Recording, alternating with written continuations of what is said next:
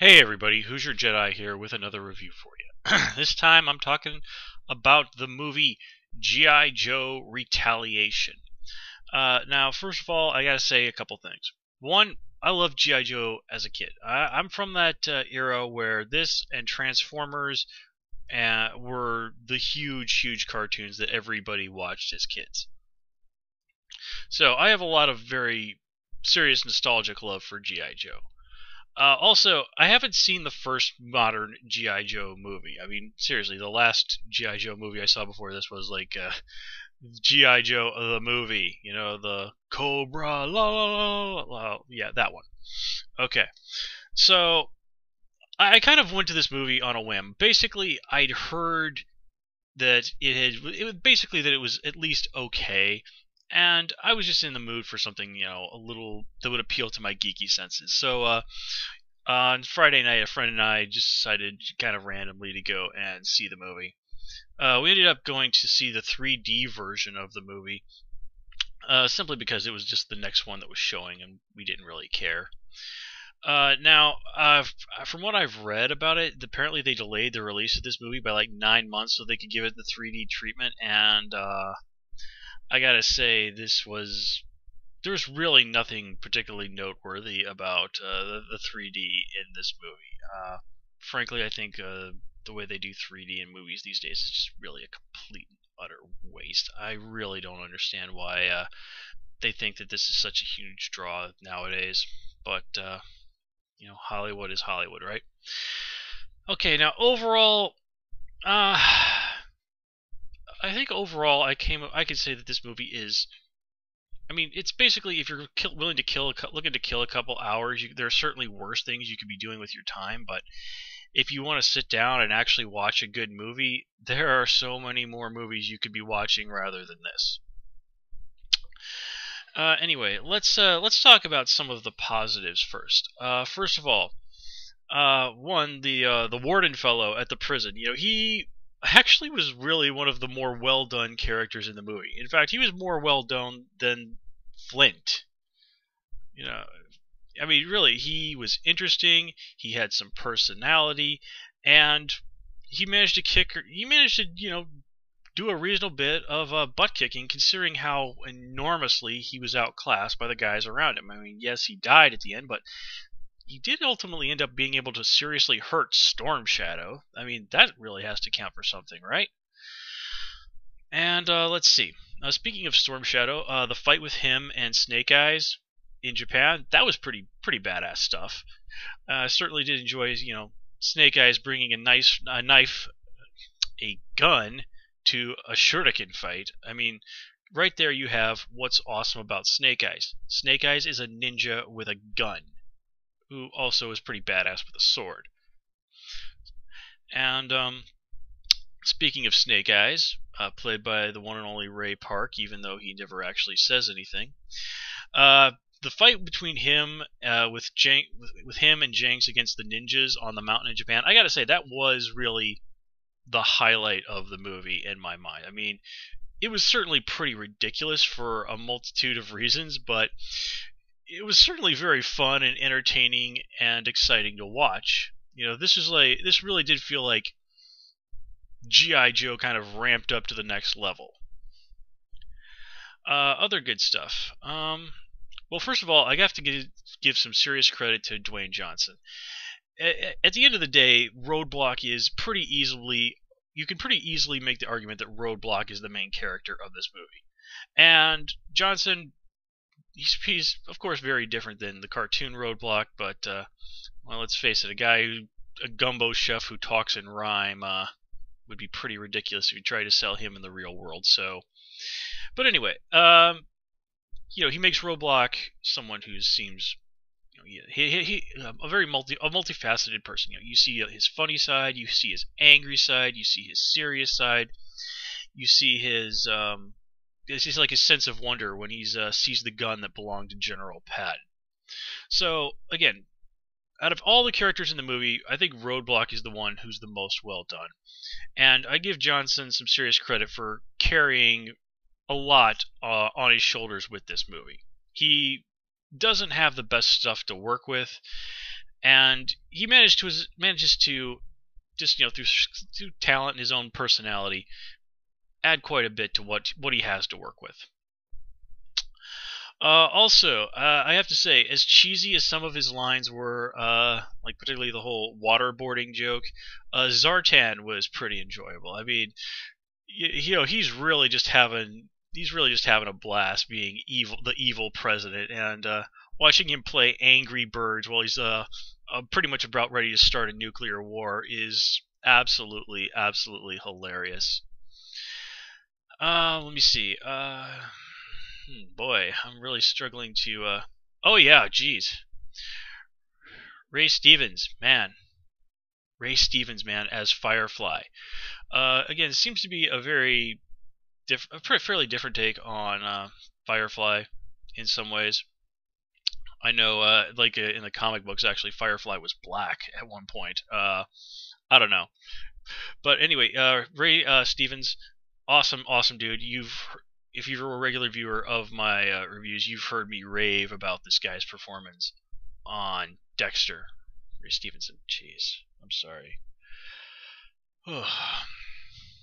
But he certainly does make Firefly a very enjoyable villain. It's really fun to see him and in Roadblock go at it, and have a little bit of the kind of rivalry that Snake Eyes and Storm Shadow have. I do like how, and I did see pictures of Cobra Commander from the last movie, and I think my reaction was like the same one that a lot of people had, was like, what the hell is this? Here we see Cobra Commander updated in a way that really does seem very fitting in 2013. He has that metal mask, but he's recognizable as Cobra Commander, which is something that I definitely think needed to happen.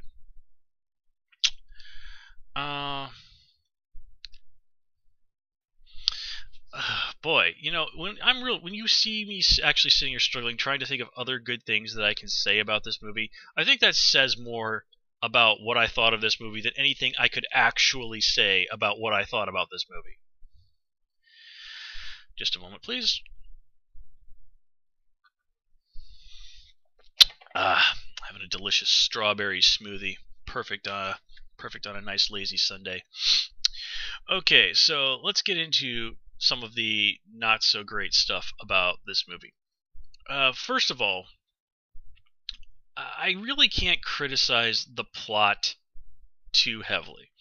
I was talking with my friend Rob about the movie afterwards, and we're like, okay, the plot is completely ridiculous. Cobra's master plan and all that. On the other hand, it feels like something that could happen on an episode of G.I. Joe. I mean, if you really stop and look at those old episodes, a lot of what Cobra tried to do was just utterly laughable. I mean, for God's sakes, they held a Cobra-thon. They tried to blackmail, like a massive blackmail scheme by creating a evil rock band with hypnotic music out of the Dreadnoks. I mean, it really is just ridiculous, some of the things that Cobra tried to do. But, again, this was a cartoon aimed at children. But, things like Zartan impersonating the president, or, Cobra putting satellites that can destroy entire cities and trying to blackmail the leaders of the world into submission. Well, dude, that is exactly what the sort of stuff that Cobra would do in the old cartoon show. I mean, granted, this isn't exactly something like the Pyramid of Darkness story, or Rise, Serpentor, Arise, but, as fond as I might be of those stories from my childhood, if they tried to do them in a live-action movie, people would just laugh themselves out of the theater. I mean, it would be utterly ridiculous. It would move G.I. Joe into basically parody rather than anything that even remotely resembled seriousness. Not that this movie is very good at resembling seriousness, but it at least makes a token effort or goes through the motions. Now,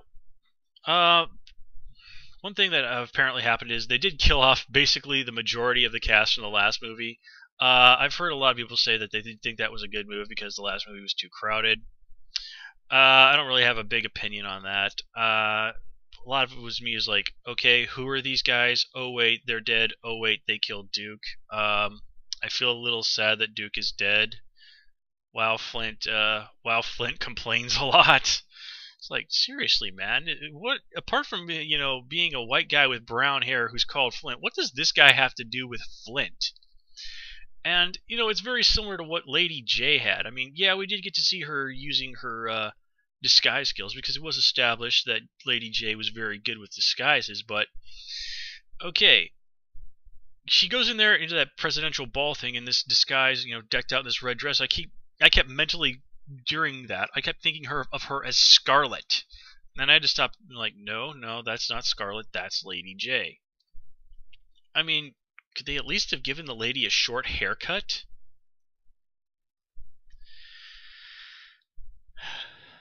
Okay, so let's see. What else? Well, one criticism I also have to level at this movie is that it's just too long. I mean, it kind of feels like they really could have cut about 20 minutes out of this movie, and you really wouldn't have noticed. Oh yeah, one thing I will give this movie some credit for that I did think was cool is you can see a few of the vehicles from G.I. Joe are very recognizable, like the Hiss tanks. I believe we saw a water moccasin and a few other there, and I certainly did enjoy that. I'm still, and will probably always eternally be disappointed that I don't get to see a trouble bubble in these movies. Probably never get to see that. Which is sad, because, trouble bubbles were awesome, but they were also pretty ridiculous. Still, I have a soft spot for them. And, oh yeah, of course we also have to talk about Bruce Willis as the original G.I. Joe. Now, apparently they've kind of gone from G.I. Joe being an acronym for something to it being named after this guy. From what I've read on Wikipedia, they really did take a move away from the idea of G.I. Joe being this international thing based in Egypt to G.I. Joe is an organization sponsored by the American government, which is something I do have to applaud because, seriously, honestly, as an American, I have to say, screw that action force, real international heroes. I mean, like, seriously, I watched that action force intro one time on YouTube. I'm like, real international heroes? For God's sakes, that sounds horrible. I mean, okay, that might have made it a lot more easy to sell in, say, the British market, but seriously? G.I. Joe, if you're going to do a G.I. Joe movie, do a freaking G.I. Joe movie, and don't worry that the foreign audience might not like it. They're either they're going to go and see the movie or not. But G.I. Joe was designed to be that real American hero thing, and apparently that got just treated as a mocking insult by the Baroness in the last movie, which is completely wrong. Okay, that is as wrong to the spirit of G.I. Joe as you can get. Now look, I don't deny that looking at it from a modern perspective, G.I. Joe and the way it handled, the whole thing of being from America was very much in the very over-the-top, booyah, Rambo kind of thing that was going on in the 1980s. I mean, I was a kid back then, and even I kind of looked at this sort of thing and sometimes and thought, like, okay, this is a little ridiculous. Yeah, I remember even thinking one time when I was a kid, it was like, they're just trying to, kind of really shove the stars and stripes down our throats so that we won't argue with the government if we have to fight the Russians did, like the hippies did back in the 60s. Now, granted that was the elementary school kid understanding of modern politics and American history, but I still think that there was more than a little truth to it. So that really obnoxious level of patriotism, I don't really think that serves G.I. Joe terribly well, but G.I. Joe really always was a product of his time. I mean, and that's just how things were in the 1980s. And even though it can be, something that doesn't really go down so well in this day and age, I really think that if you try and get away with it, or if even worse, if you try and reduce it to a joke, then you're really just violating the spirit of G.I. Joe. And also, I think that this movie actually trying to interject some real world politics into it all, like it really was a mistake. It just really didn't work. And it's actually kind of funny. I mean, I live in South Korea. If you don't know from my other reviews, I've mentioned that several times. So seeing the president sort of mocking North Korea in that way was honestly, I honestly thought that was unusually funny. But it's just like, just seemed very unnecessary. And ironically enough, it was about the same time that North Korea once again did a bunch of blah blah blah. We're going to take on America, destroy America, blah blah blah blah blah. I don't know. I mean, when you're sitting this close to actually sitting this close to North Korea, it looks a little bit. It looks in a little different light. Not that I'm actually worried about the North Koreans. They even pointed out in this movie that the United States nuclear arsenal could level North Korea 15 times over. Okay, that's the reality we live with here, is that we know the North isn't going to really do anything, because the minute they do, their country becomes a radioactive wasteland. But anyway, I'm kind of getting off track here.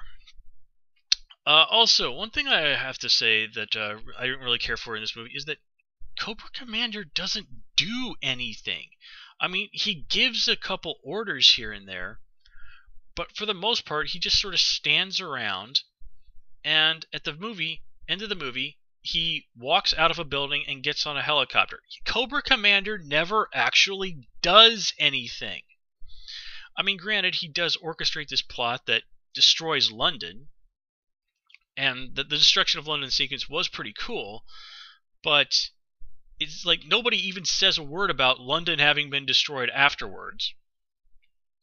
I mean, it's just like completely forgotten. I mean, seriously, after that, nobody says a word about it. And you'd think, man, this is the sort of thing that would have a very large impact on the world and society. And it also seems very weird to me that during the news conference, they actually tried to bill Cobra as a branch of the American government. Guys who were created to hunt down and stop G.I. Joe. Look, again, this is probably just from me not having seen the first movie, but how in the world does the world not know that Cobra exists? Anyway, folks, I think I've made my point clear. While there is some enjoyable stuff in this movie... Oh, wait, no. I'm not letting this movie go yet. There's still more stuff to complain about. Okay, first of all, what was up with that dude from the Wu-Tang Clan being in the Ninja Clan? I mean, I know he's supposed to be some character who's like Blind Master, who I think is actually from the comics or something like that, but it's just like, he's so horribly out of place. You're like, why is there a black guy in this Japanese ninja clan? I mean, yes, we do know that Snake Eyes is Caucasian underneath that mask, but he was supposed to be like this really super rare exception. And Jinx, okay, it was kind of cool that they would go and bring in a Joe as not as well known as her, but when they say like she's cousin to Storm Shadow, I just look at her as like, you seriously expect me to think that woman is a cousin of an Asian guy? Because the guy that plays Storm Shadow is indeed Korean. So it's just like, okay, maybe she's his cousin by marriage or something, but